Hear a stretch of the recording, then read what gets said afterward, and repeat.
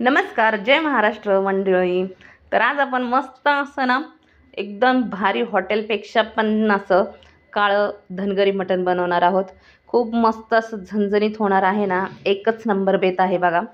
तर गावाकडं कसं चुलीवर बनवतात, आता आपल्या शहर भागाला कुठून चूल आणायची.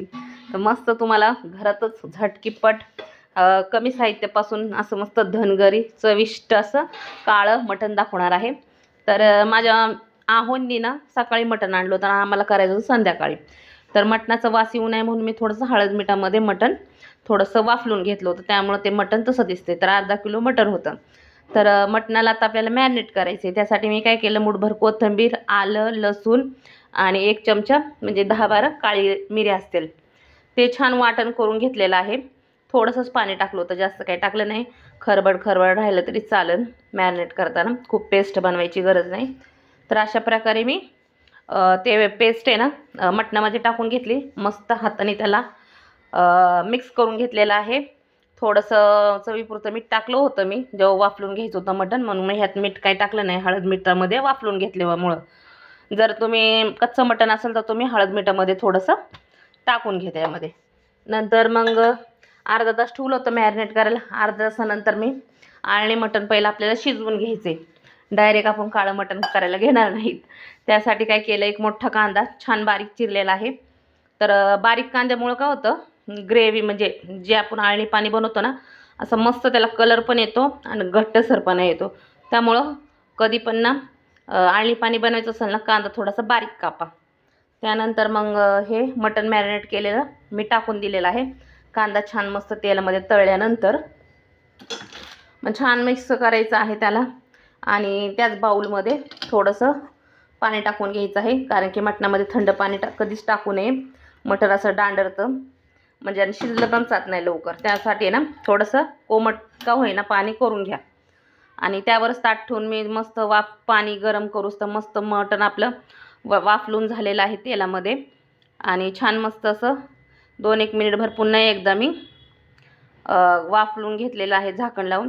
कारण की पाणी खूप गरम करायचं नाही आणि जास्त थंड पण पाणी वापरायचं नाही आणि एकदम पाणी उकळतं पण मटणामध्ये टाकायचं नाही.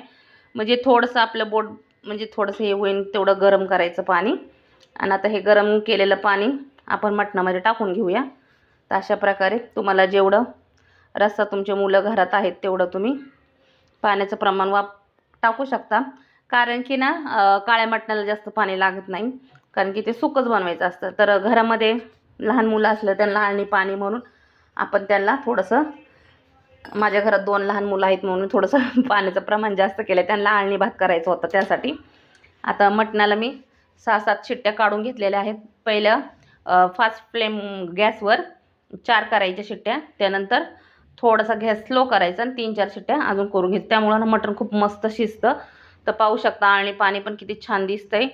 अशा प्रकारे मस्त आपलं आळणी पाणी झालं होतं. आणि आता आळणी पाणी आणि मटण एका साईडला काढून घ्यायचं. तर हे मी झारीनी मटण आणि पाणी वेगवेगळं केलेलं आहे त्या बाऊलमध्ये. आणि हे मटणाचा मी मुलांना आळणी भात केला होता. तर कधीतरी तुम्ही सांगा, जर तुम्हाला आळणी भाताची रेसिपी पाहिजे नसेल तर नक्की मी तुम्हाला ती पण शेअर करेन. कमेंट बॉक्समध्ये एकदा नक्की सांगा. तर आता आपल्याला मसाला करून घ्यायचा आहे. मटण तर शिजून झालेलं आहे आपलं. आता मस्त असा काळ्या मटणाचा मसाला करून घ्यायचा आहे.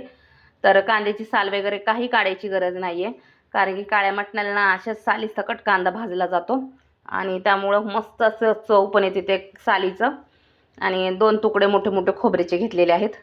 तर गॅसवर डायरेक्ट ठेवलेलं आहे. तर गावाकडं कसं चुलीमध्ये डायरेक्ट कांदे टाकून देतात आणि खोबरं टाकून देतात भाकरी वगैरे करताना, मटण वगैरे शिजताना. आता आपल्या शहरी भागामध्ये काय करायचं, आता ही जाळी अशी जाळीवर ठेवून किंवा तुम्ही जर जाळी नसेल तर चाकूला लावून, नाहीतर एखाद्या जाड अशा सळईला कांदा आणि खोबरं लावून छान मस्त भाजून घेऊ शकता. आता कांदा आणि खोबरं तिकडं भाजते तोपर्यंत मसाला काढून घ्यावं म्हणलं. 2 चमचे धने घेतलेला आहे, 1 चमचा डाळवा घेतलेला आहे, 1 चमचा तीळ घेतलेला आहे, अर्धा चमचा खसखस घेतलेली आहे, 7-8 काळी मिरी घेतली, 4-5 लवंगा, 1 काळी मोठी इलायची, दालचिनीचे 2 थोडे छोटे तुकडे, छोटी इलायची 2 आणि त्रिफळा 2. छोटेसेच घ्यायचे, ते जास्त घ्यायचं नाही त्रिफळा, नाही तर भाजी कडू होती. पण कमी जर असेल त्याचा फ्लेवर पण भन्नाट उतरतो. त्यासाठी थोडंसं प्रमाणचं बघून घ्या. नंतर मग ते एका कढईमध्ये मी टाकून भाजून घेतले. कांदा आणि आपलं खोबरंही छान भाजून झालं होतं. आता हे सगळे गरम मसाले भाजून घेणार आहेत. फक्त टाकताना आहे ना, भाजताना बाकी सगळे मसाले टाकायचे. फक्त खसखस आणि तीळ हे थोड्या वेळाने म्हणजे थोडं लालसर झालं ना, धने वगैरे नंतर टाकायचं, नाहीतर ते काळे होतात लवकर. धने आणि तीळ आणि खसखस. नंतर थोडीशी जिरी पण टाकली होती भाजतानाच. लय भन्नाट चव लागते जिरी पण भाजली तर. नक्की तुम्ही गरम मसाल्यात जिरी थोडीशी भाजून घ्या. त्यानंतर कांदा भाजलेला आणि खोबरं थोडंसं तळून घ्यायचं आहे. त्यामुळे मस्त असं शायनिंग येतं भाजीला. तुम्ही नक्की एकदा करून बघा. डायरेक्ट तुम्ही वाटण करू नका, असं थोडं तेलामध्ये फ्राय करून घ्या आणि मग त्याचं वाटण करा. तर अशा प्रकारे मी हे लोखंडाची कढई वापरली आहे. तर भाजण्यासाठी तळण्यासाठी तुम्ही नक्की लोखंडाची कढई वापरा, कारण की लोखंडाच्या कढईने रंग खूप छान पण येतो आणि लवकर मसाले वगैरे भाजले जातात. त्यानंतर मी हे गरम मसाल्याचं वाटण करून घेतलेलं आहे.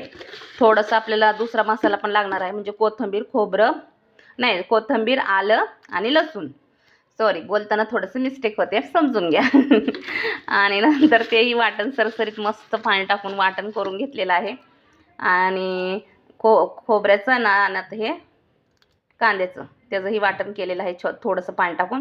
तर पाहू शकता आपले वाटण तयार आहेत. आता मस्त अशी भन्नाट भाजी करूया आपण. तर एक बाउल घेतलेला आहे, असं पसरट भांडं घेतलेलं आहे. असल्या भांड्यांना काय म्हणतात मला नक्की कमेंटमध्ये सांगा, मला माहीत नाही तर काय म्हणतात असल्या भांड्यांना. तर आणि कुठून बोलताय ते नक्की सांगत जाओ, तुम्ही सांगत नाही.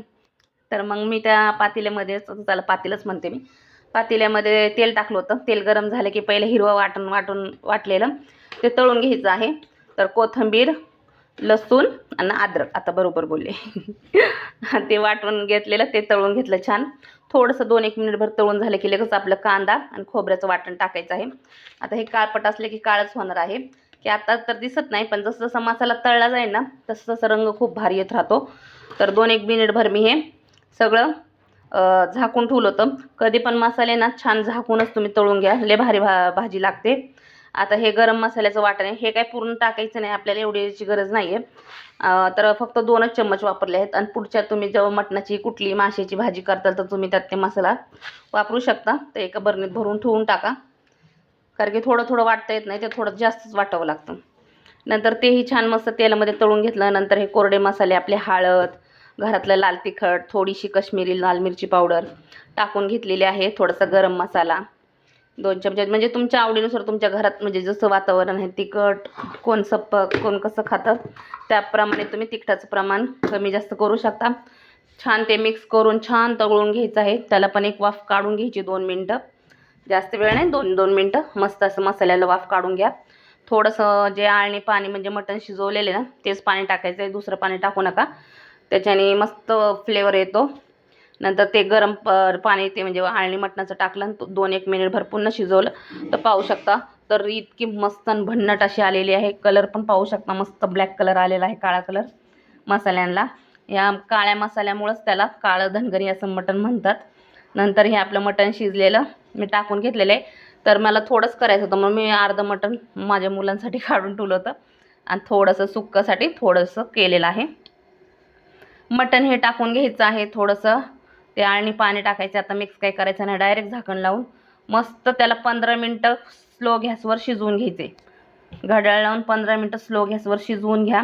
एक नंबर बघा, पाहू शकता इतकं क्रीमिनेश आणि इतकं स्टाईलिश असं दिसतंय ना, आपलं हॉटेल पण फिक्कं पडन ह्याच्या पुढं.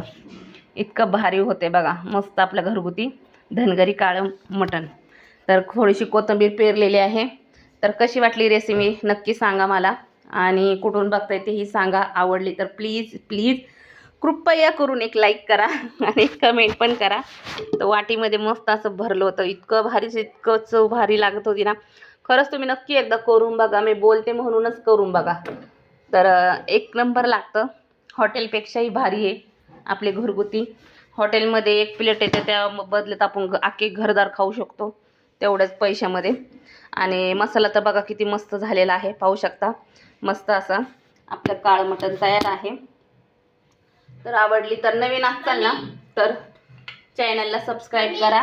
आणि मटण तर पाहू शकता इतकं मऊ शिजलं होतं ना, आणि मम्मी मम्मी खाल्लंय पोरगं, मम्मी मम्मी मम्मी चाललंय त्याचं. आणि मऊ शिजलं होतं ना बघा, हाताने पण तोडून असं बघितलं की लगेच तुटलं गेलं. तर ज्वारीच्या भाकऱ्या केले होते मी घरात, भाकऱ्या काही म्हणतात ते. आणि नंतर कांदा लिंबू छान मस्त घेतला होता. भाकरी तोडायची, मस्त असं पीस तोडायचं, त्याबरोबर कांदा घ्यायचा आणि मस्त आपला रविवार बुधवार एन्जॉय करायचा. काय कशाचं टेन्शन नाही घ्यायचं, आपण खुश तर दुनिया खुश. त्यामुळं मस्त एन्जॉय करा. आणि तेवढं आपलं व्हिडिओ बघून झाला असेल तर प्लीज एक लाईक करा आणि आपल्या चॅनलला सबस्क्राईब करा. भेटूया पुढच्या व्हिडिओमध्ये. मस्त राहा, स्वस्त राहा. Okay, bye.